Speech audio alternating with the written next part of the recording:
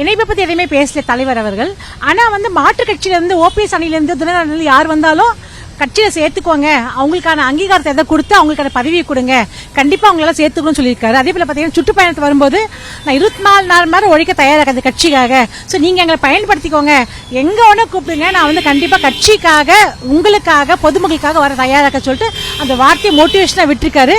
அந்த மோட்டிவேஷனுக்கு ஏற்ற மாதிரி நாங்களும் கண்டிப்பா அவர் பயன்படுத்திக்கிட்டு நிறைய கூட்டங்களை வர வச்சு அவர் பேச தாங்க ரெடியா இருக்கும்.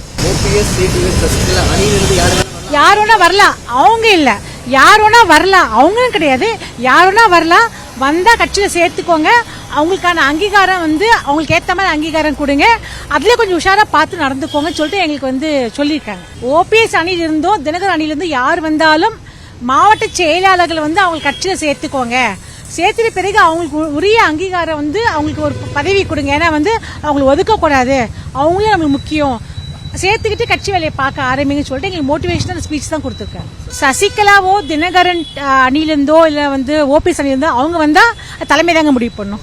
பட் அந்த அணிலிருந்து யார் வந்தாலும் நாங்க ஏத்துக்கிட்டு அவங்களுக்கு அங்கீகாரம் கண்டிப்பா நம்ம தலைவர் எங்க கண்டிப்பா கொடுப்பார். செய்திகளை உடனுக்குடனும் துல்லியமாகவும் தெரிந்து கொள்ள சப்ஸ்கிரைப் பண்ணுங்க.